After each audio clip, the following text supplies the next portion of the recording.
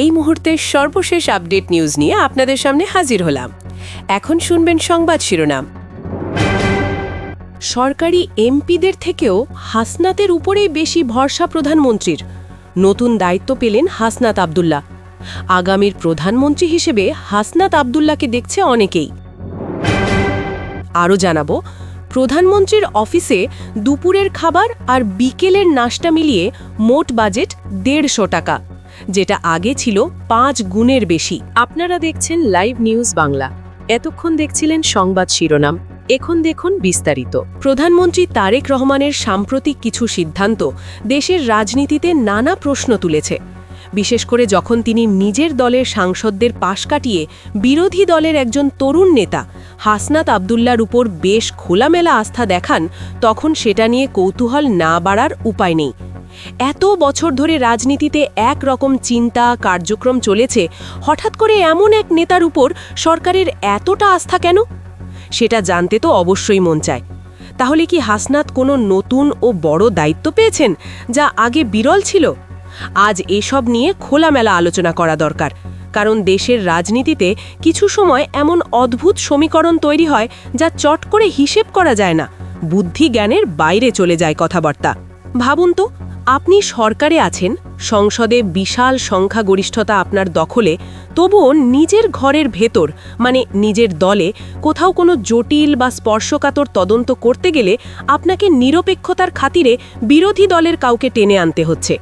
প্রশাসনিক দিক থেকে বিষয়টা খুব জটিল। উদাহরণ দেখতে গেলে হাসনাত আব্দুল্লাহর কথা আসবে। কুমিল্লা 4 আসনের তরুণ সংসদ সদস্য, যাকে অনেকেই এখন রাজনীতির নতুন আইকন হিসেবেই দেখছেন। কিছুদিন আগে সংসদ সচিবালয়ের কেনাকাটায় ভয়াবহ দুর্নীতির অভিযোগ ওঠে। ক্যামেরা, ব্যাগ, কার্ড রিডার্স সহ নানাবিধ ইলেকট্রনিক জিনিস কেনা হয়েছে বাজার দামের চেয়ে কয়েক গুণ বেশি দামে। প্রকাশ্যে মিডিয়াতে প্রমাণসহ এসব তথ্য চলে আসে। এক কথায় গোটা দেশ চমকে ওঠে। সংবাদ প্রকাশের কয়েকদিনের মধ্যেই স্পিকার সরাসরি 5 জন সদস্য নিয়ে তদন্ত কমিটি গঠন করলেন। দলে আছেন সরকারি দলের সাংসদরা, পাশাপাশি হাসনাত আব্দুল্লাহর মতো বিরোধী দলের তরুণ নেতা। এটা আসলে বড় চমক। এত অভিজ্ঞ আর ক্ষমতাধর সরকারি দলের সাংসদ থাকতে কেন এই স্পর্শকাতর দায়িত্ব হাসনাতের মতো তরুণ একজনের কাঁধে দেওয়া হলো? এই প্রশ্নের উত্তর খুঁজতে হলে আমাদের পিছনে ফিরে তাকাতে হবে। জুলাইয়ের বড় আন্দোলনের সময় থেকে হাসনাত নিজের জন্য যেমন ইমেজ গড়ে তুলেছেন, সেটাই মূল কারণ। তার রাজনৈতিক উচ্চতা এখন এতটা উঁচু, সততাও এতটাই প্রশ্নাতীত, সরকার চাইলেও নিচু চোখে দেখার সুযোগ নেই। রাষ্ট্রবিজ্ঞানে এমন একজন ব্যক্তিকে মোরাল অথরিটি বলা হয়, নৈতিক কর্তৃত্ব যার মধ্যে আমি, আপনি বা সরকার কেউই কোনো দুর্নীতি বা পক্ষপাতিত্বের অভিযোগ তুলতে পারবেন না। জুলাইয়ের সেই সময় থেকে হাসনাত আব্দুল্লাহর নাম আসলে দেশের সবাই একটু ভিন্ন চোখে দেখে, সরকারও জানে। এই কারণে সরকার বা মন্ত্রীরা জানেন, টিম গড়া হলে শুধু নিজেদের লোক দিয়ে ব্যাপারটা ঢেকে ফেলা যেত, কিন্তু হবে না। সাধারণ মানুষ চিন্তা করত, আরে এ তো পুরোটাই লোক দেখানো। হাসনাতকে একেবারে সামনে রেখে সরকার সেই ঝুঁকি নিল না। এমনকি সংসদে সরকারি সুবিধা নিয়ে কোনো বিতর্ক উঠলেও হাসনাত এবং স্বরাষ্ট্রমন্ত্রীর হাস্যোজ্জ্বল প্রতিক্রিয়া এক ধরনের বিশ্বাসের বার্তা দেয়। সব কিছুর উপরে স্বচ্ছতা আর আস্থাই মুখ্য। সব মিলিয়ে এটা স্পষ্ট, দেশের সবচেয়ে গুরুত্বপূর্ণ প্রতিষ্ঠানগুলোতে এবার নৈতিক সাহস আর নতুন নেতৃত্বকে গুরুত্ব দেওয়া হচ্ছে। রাজনীতিতে যেখানে অসামঞ্জস্য আর হিসেব নিকেশ একত্রে চলে, সেখানে হাসনাত আব্দুল্লাহর মতো কারোর উত্থান মোটেও হঠাৎকার কোনো ঘটনা নয়, বরং এটা একটা নতুন পরিবর্তনের ইঙ্গিত, যেখানে স্বচ্ছতা, সততা আর জাতির আস্থাই সবচেয়ে জরুরি হয়ে উঠছে। রাজনীতির জন্য এক বিশাল ইতিবাচক বার্তা।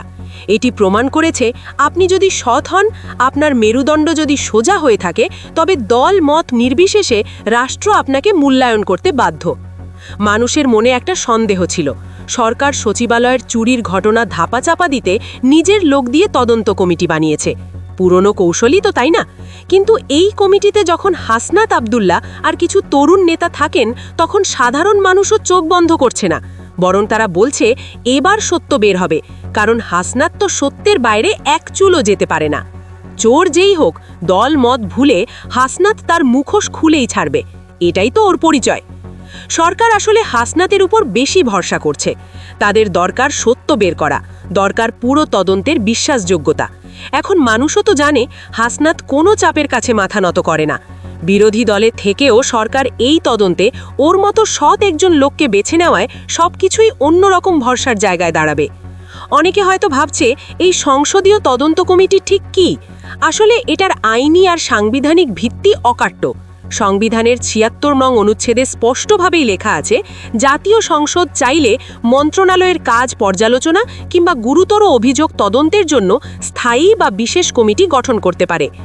আরও পরিষ্কারভাবে বলা আছে, স্পিকারও সাংসদীয় কার্যপ্রণালী বিধির আওতায় এসব বিশেষ কমিটি গঠনের পূর্ণ অধিকার রাখেন। তাই হাসনাত আব্দুল্লাহ যেভাবে তদন্ত করছেন, তার বিচারিক দূরদৃষ্টি আর আইনি ক্ষমতা সবই সংবিধানে নিরাপদে প্রতিষ্ঠিত। আসুন এবার আরও চমকপ্রদ বিষয় নিয়ে ভাবি। সম্প্রতি সংসদে দাঁড়িয়ে হাসনাত সংসদ সদস্যদের জন্য সরকারি গাড়ির দাবি তুলেছেন। প্রথমে শুনে অনেকে কি মনে করেছে হাসনাত ও বিলাসিতা চায়, কিন্তু ওর যুক্তিটা সত্যিই অন্যরকম। ও বলছে বাংলাদেশের রাজনীতি ধনতন্ত্রে পরিণত হয়েছিল। বড় বড় ব্যবসায়ী, কোটিপতিরা এমপি হলে বিলাসবহুল গাড়িতে ঘুরে দাঁড়াচ্ছে, তাদের গাড়ির অভাব নেই। কিন্তু যারা তৃণমূল থেকে উঠে আসা, যারা দেশের জন্য রাজপথে রক্ত দিয়ে সংসদে পৌঁছেছে, তাদের নেই কোনো প্রত্যক্ষ গাড়ি। তাদের রাস্তাঘাটেই সিএনজি কিংবা রিকশা নিয়ে ছুটতে হয়, তখন নিরাপত্তা বা দায়িত্ব পালনে বিশাল বাধা। এই বাস্তবতা চোখে আঙ্গুল দিয়ে দেখিয়েছেন হাসনাত। রাষ্ট্র যদি চায় কমিউনিটির কাছাকাছি পৌঁছতে জনপ্রতিনিধি, তাহলে তার লজিস্টিক সাপোর্ট দিতে হবে। এটা বিলাসিতা না, এই সুবিধা জাতীয় স্বার্থেই জরুরি। হাসনাতের যুক্তি ছিল সোজা সাপটা, সাহসী। এ কথা বলার পর স্বরাষ্ট্রমন্ত্রী ট্রেজারি বেঞ্চে মুচকি হাসলেন। কেউ এটাকে অবজ্ঞার হাসি ভাবতে পারে, কিন্তু বাস্তবে সেটা ছিল সম্মাদের হাসি। ও বুঝেছিলেন একজন তরুণ এমপি হয়ে নিজের দুর্বলতা, অভাব, নিজের গাড়ি নেই, এসব কথা সবার সামনে বলতে গেলে যে সাহস লাগে, তা হাসনাতেরই আছে। স্বরাষ্ট্রমন্ত্রীর সেই হাসির ভেতর একটি নীরব সম্মতি ছিল। এমন সত্যবাদী অকাট্য যুক্তি তো শ্রদ্ধা পাওয়ারই যোগ্য। দেখিয়ে দিয়েছেন বিরোধী দলে থেকেও রাষ্ট্রের কল্যাণে কতটা নির্ভয় কাজ করা যায়। পুরো দেশের সামনে যে সাহস আর অঙ্গীকার নিয়ে হাসনাত এগিয়ে এসেছে, তার তদন্ত কমিটিতে অন্তর্ভুক্ত হওয়াটাও বাংলাদেশের রাজনৈতিক সংস্কৃতির নতুন অধ্যায়। এই সব কথা শুধু হাসনাতের জন্য নয়, পুরো তরুণ প্রজন্মের জন্য একটা বার্তা। সাহসী হলে, সত্যের পাশে থাকলে, নিজেদের অবস্থান থেকে জাতীয় স্বার্থে কাজ করা আর অসম্ভব থাকে না। সবার আগে সর্বশেষ আপডেট নিউজ দেখতে সাবস্ক্রাইব করে আমাদের চ্যানেলের সাথেই থাকুন। আমাদের নিউজ ভালো লাগলে লাইক, কমেন্টস ও শেয়ার করুন। ধন্যবাদ সকলকে।